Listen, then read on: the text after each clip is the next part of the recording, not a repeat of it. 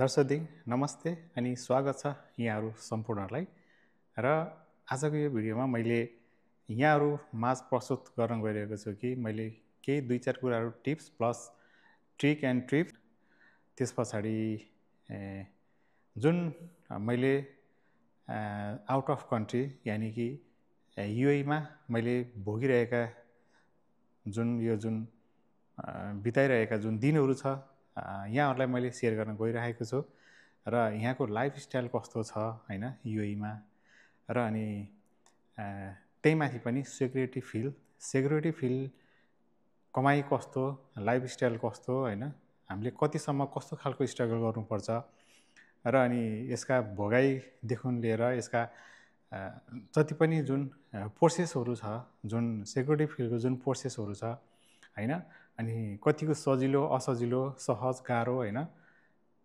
के कस्तो छ भन्ने विषयमा मैले आज यो भिडियोमा मैले प्रस्तुत गर्न गइरहेको छु एज अ 10 वर्षको स्ट्रगल युएईमा मैले जुन गरेको छु र त्यो 10 वर्षभित्र कतिसम्मको स्ट्रगल गर्नुपर्ने रहेछ र कति कमायो एटलिस्ट हैन 10 वर्षभित्रमा र अनि कमाई कस्तो छ र कतिको सेटिस्फाई भइन्छ त्यहाँबाट कतिको खुसी कतिको टाइम स्पेन्ड गर्नुपर्छ जुन ड्युटी आवर या चाहिँ त्यसको जुन अब ड्युटी अवधि हैन आदि इत्यादि सम्पूर्ण कुराहरू म यहाँलाई यो भिडियोमा प्रस्तुत गरे नै छु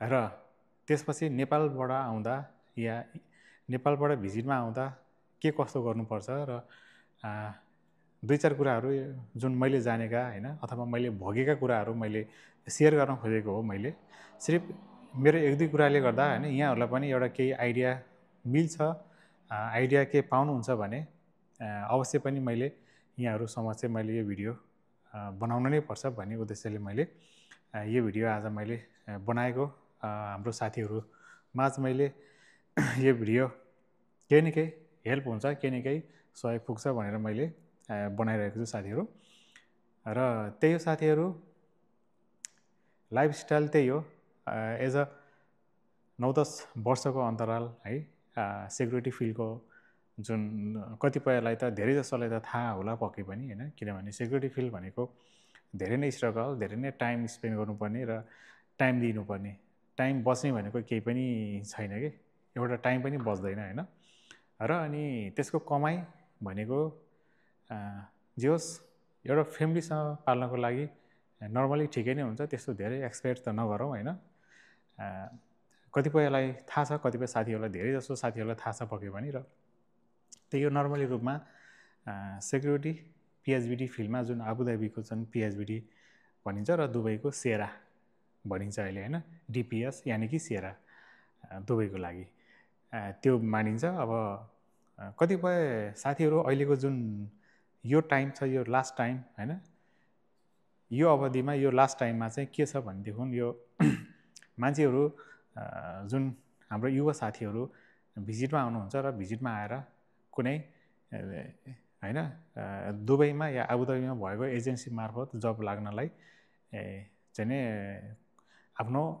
सिभीहरू एप्लाई गर्नुहुन्छ हैन त्यो क्रममा अब कतिपय ठाउँमा त अब फरक तरिकाले चाहिँ नि त्यो जुन फरक तरिकाको हैन आफ्नो सिस्टम नियम हुन्छ हैन तर म चाहिँ यो भन्छु कि अब दुबईको लागि डिपिएस अब त्यहाँ भनेको मलाई त्यति जानकारी छैन र जहाँसम्म सुने अनुसारले अब त्यही हो अहिले 2200 हैन मन्थली 2200 खाना आफ्नै बस्न कम्पनी दिन्छ भन्ने सुनेको छु र कतिपय साथीहरूले भनिरहनु भएको थियो कि जे होस् नेपालबाट आउँदाखेरि त्यो 3 देखि 3.5 लाखसम्म तिर्नुपर्ने अवस्था भएको हो हैन त्यति तिरेर आएको हो म र यहाँ र जे होस् त्यही हो 2200 भन्दा माथि पाइँदैन भन्ने कुराहरू पनि मैले सुनेको थिएँ हैन अब कतिको सत्यता हो मलाई धेरै थाहा छैन अब दुबईमा पनि हरेक किसिमका कम्पनीहरू छन् हैन त्यही हो र बाँकी रह्यो अबुधाबीकोमा चाहिँ कतिपय साथीहरू भिजिटमा आउनुहुन्छ भिजिटमा आउँदाखेरि राम्रो सचेत भएर आउनु होला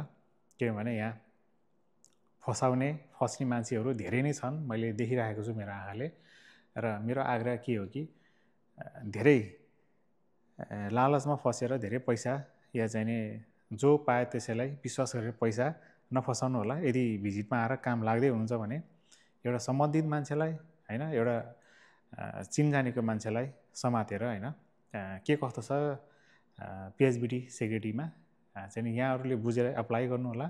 धेरै छन् त्यस्ता व्यक्तिहरू लगाइदिने हैन, धेरै छन्, बुझ्नु होला। बुझेर मात्रै उसको डिटेलहरू लिएर, घर ठेगाना लिएर हैन, घरको ठेगानाहरू कहाँ के कस्तो बस्छ, कसरी बस्छ, सबै डिटेल लिएर मात्र चाहिँ व्यवहार गर्नु होला। नत्र भने गर्दै नगर्नु, किनभने यसरी फसिएर खाएर भएका धेरै नै छन्। र त्यो चाहिँ जानकारी तपाईहरुको लागि नै थियो, किनभने सचेत भएर रहनु होला। किनभने दुःखको कमाई हो, तपाई हाम्रो दुःखको कमाई फोकटै गएपछि त हामीलाई दुःख लाग्छ हैन, नराम्रो लाग्छ नि त। त्यसकारणले गर्दाखेरि सचेत हुनु होला। यदि दुबईमा आउँदै हुनुहुन्छ र के अरे आबुधाबीमा आउँदै हुनुहुन्छ र कुनै जबमा लाग्नु भएको छ भने है, त्यो हिसाबले र सेक्युरिटी भन्दा बाहेकमा चाहिँ के गर्दो रहेछन् भने 1 महिनाको सेलेरी बराबरको, जस्तो एक्जाम्पल तपाईहरुलाई 1500 महिनाको 1500 या यहाँको 2000 दिराम मन्थली सेलेरी तोकेर जब लगाइदिने शर्तमा तपाईलाई जुन एग्रिमेन्ट पेपर साइन गराएको हुन्छ र इभन तपाईको सेलेरी 2000 छ भने तपाईले 2000 चाहिँ नि एजेन्सीलाई दिनुपर्ने त्यस्तो खालको चाहिँ नियम चाहिँ रहेछ है यहाँ मैले सुनेको अनुसारले। र अनि आयो सेक्युरिटी फिल्ड। सेक्युरिटी फिल्डमा चाहिँ अलिक महँगै छ हैन, पिएचबिडी भन्छ के अरे अबुधाबीको लागि पिएचबिडी सेक्युरिटीमा चाहिँ तपाईको नर्मली पनि 8 देखि 10 हजार सम्म लिने गरेको मैले यहाँ पाएँ हैन। र यदि चिनजानेको छ हैन, राम्रो खालको मान्छे हो भने त अब फरक परेन। अब त्यही माथि नि नचिनेको छ, जो पाए त्यसैलाई दिइरहेछ भने अब फसेर अब त्यो काम पनि हुँदैन। अब आखिरमा 2 महिनाको भित्रमा फर्केर घर जानुपर्ने अवस्था आएको हुन्छ। त्यस्तो पनि मैले देखिसकेको छु र मेरै साथीलाई त्यस्तो भएको छ। धेरै नै पैसा उठाउन कोसिस गर्दा पनि त्यो उठ्ने सम्भावना नदेखिने के त्यस्तो अवस्था भएर सचेत हुनु होला। आउनुस्, आएर जे होस् नेपालबाट आउनुभन्दा यहाँबाट एप्लाई गरेर जुन जब स्टार्ट गर्दै हुनुहुन्छ, प्रोसेस गर्नुहुन्छ भने तपाईको नेपालबाट आउँदाको र यहाँ आउँदाको फरक पर्छ हैन। 1.5 लाख रुपैयाँको फरक पर्छ। जस्तो अब त्यो चाहिँ अब किनभने अब नेपालबाट सबै प्रोसेसहरू हैन, अब एग्रिमेन्ट पेपर साइनहरू भएदेखि लिएर अब भिसा पेपर सबै कुराहरू एमओआई भयो, सबै वहाँ नेपालमा जान्छ भने अब यहाँ आएर गर्दाखेरि त्यो अब सबै यहीँ कम्पनीले नै डाइरेक्टली रूपमा चाहिँ दिएको हुन्छ र त्यसले गर्दाखेरि अलिकति फरक पर्ने हो। त्यही हो, तपाईहरुलाई त्यो 1 देखि 1.5 लाखसम्मको फरक पाउनुहुन्छ। र कतिपय साथीहरूले अब त्यसरी नै गर्नुभएको छ हैन, यहाँ आएर पेमेन्ट गराएर सेक्युरिटीमा जब पनि लागेको देखिएको छ, पाइएको छ। तर एनीवे जेसुकै होस् हैन, तर पनि जो सचेत रहनु होला।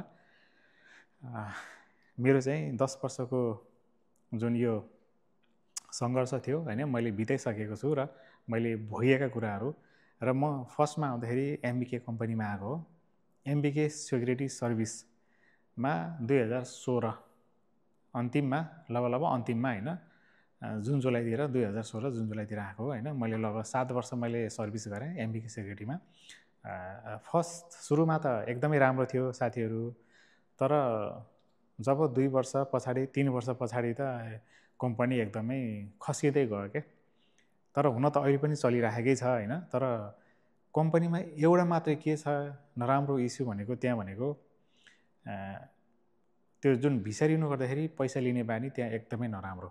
किनभने जुन 2 वर्षमा भिसा रिन्यु गरिन्छ हैन, अब युएको नियम अनुसारले 2 वर्षमा भिसा रिन्यु गर्ने हुन्छ। त्यो रिन्यु गर्दाखेरि पैसा पे गर्नुपर्ने हुन्छ। तपाईको लगभग 2 महिनाको सेलेरी कम्पनीलाई बुझाएपछि बल्ल तपाईको भिसा रिन्यु गरिन्छ एमबीकेमा चाहिँ। सिधै कुरो है, लिएको कुरो अब लियो भन्नै पर्छ, किनभने मबाट नि मैले नि दिएकै हो।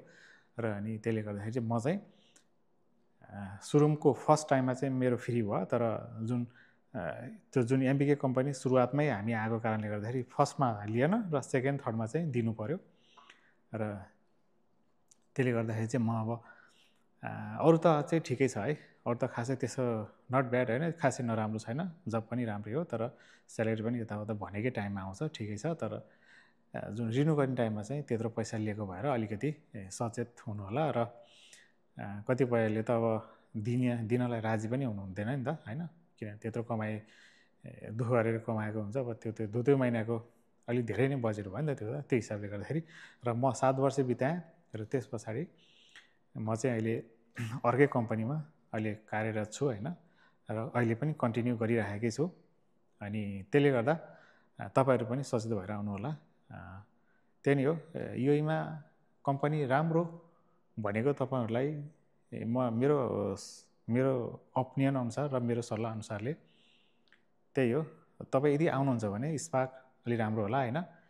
अनि प्लस ट्रान्सगार्ड पिएचबिटीमा है, फेरि ट्रान्सगार्ड पिएचबिटीमा भयो, अनि स्पार्क र अनि मेडलिस्ट पनि कता कता राम्रै छ भन्ने सुनेको थिएँ होइन। त्यही हो। अनि प्लस अरू चाहिँ खासै मैले त्यति राम्रोसँग बुझ्नु पाएको छैन है।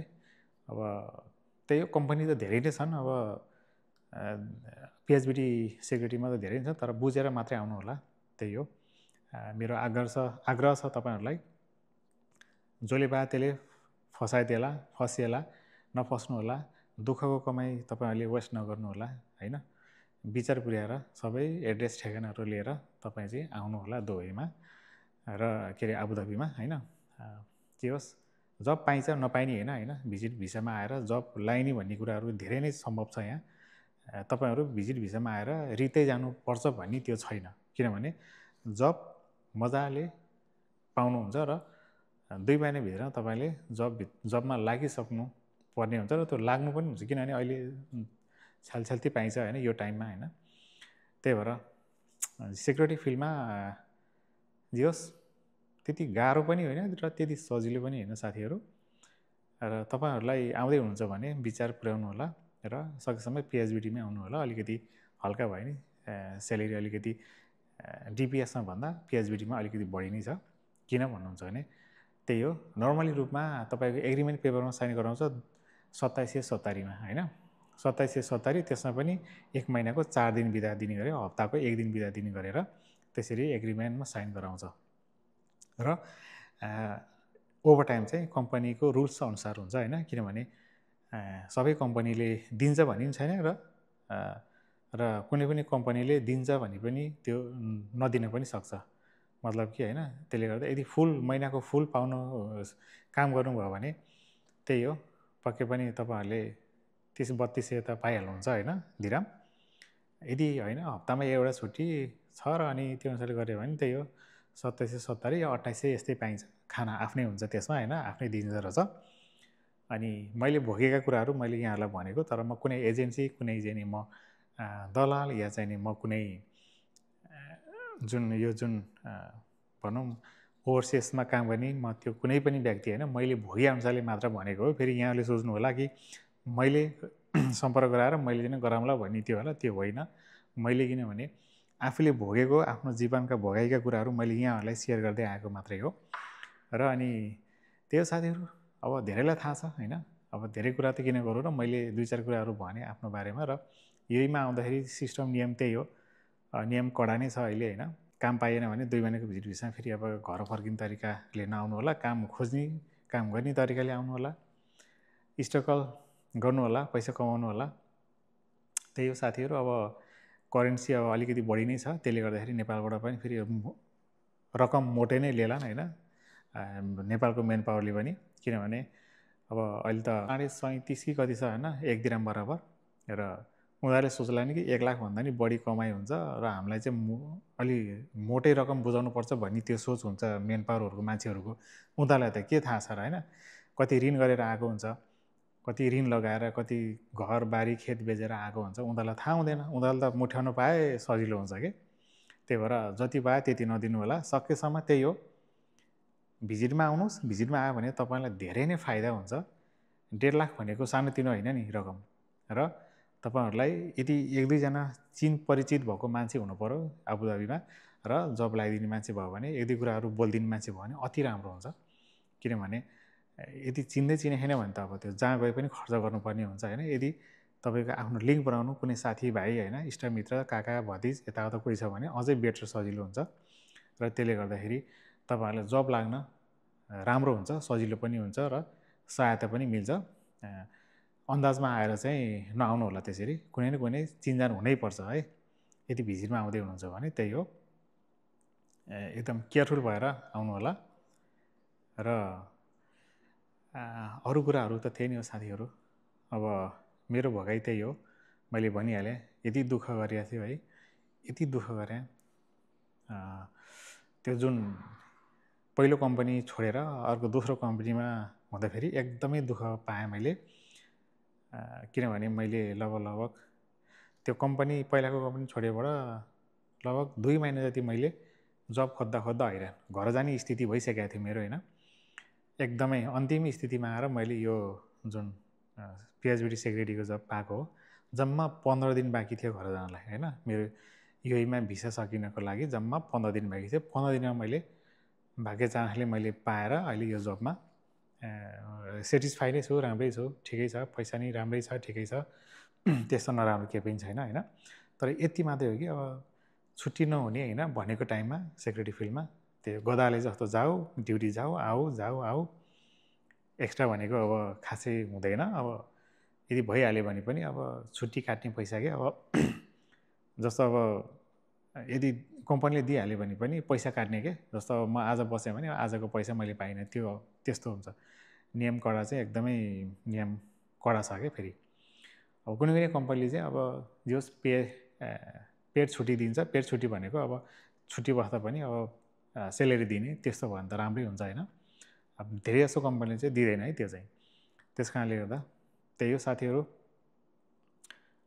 तपाईँहरू पनि आउँदै हुनुहुन्छ भने आउनुहोस्, मान्छे चिनेर व्यवहार गर्नु होला, जता भए त्यतै पैसा वेस्ट नगर्नुहोस् र नियम कानुन पहिला बुझ्नुहोस्, जान्नुहोस् होइन, दुबईमा आबुधाबीमा। त्यसपछि बल्ल जब एप्लाई गर्नु होला। जब पाइन्छ, जति नै पाइन्छ जब होइन, सेक्रेटरी फिल्डमा जब भनेको छ्यालछ्याल्ती पाइन्छ, मजाले पाइन्छ। तर मान्छे चिनेर व्यवहार गऱ्यो भने सजिलो हुन्छ, नचिनिकन गऱ्यो भने फेरि दुःख पाइन्छ, पैसा फस्छ होइन। फस्या पैसा कहाँ उठाउनु, खानु कता, बस्नु कता, के दुनियाँ हुन्छ। त्यही भएर विचार गरेर आउनु होला साथीहरू। त्यही थियो आजको यो ट्रिपमा। तपाईँहरूलाई कस्तो लाग्यो अवश्य पनि कमेन्ट बक्समा कमेन्ट गरिदिनु होला।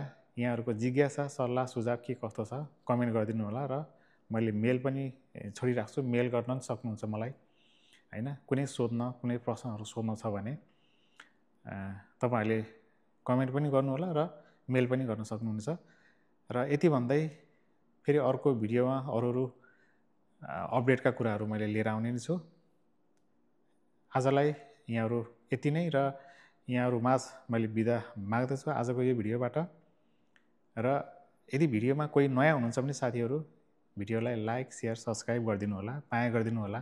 तपाईँहरूको मायाले नै हो हामीलाई अलिकति मोटिभेसन मिल्ने। तपाईँहरूको माया गरिदिनु भयो भने, कमेन्ट गरिदिनु, लाइक गरिदिनु भयो भने अरू भिडियोहरू, अपडेटका भिडियोहरू, तपाईँहरूलाई जानकारी हुने खालका भिडियोहरू होइन, राम्रा भिडियोहरू, कुनै न कुनै तपाईँहरूलाई फाइदा हुने भिडियो नै मैले लिएर आउने गर्छु यो मेरो च्यानलमा होइन। र अनि यति भन्दै यहाँहरू माझ मैले आज बिट मार्दछु। धन्यवाद तपाईँहरूको अमूल्य समयको लागि, र अर्को भिडियोमा भेट होला भन्दै धन्यवाद। Thank you so much.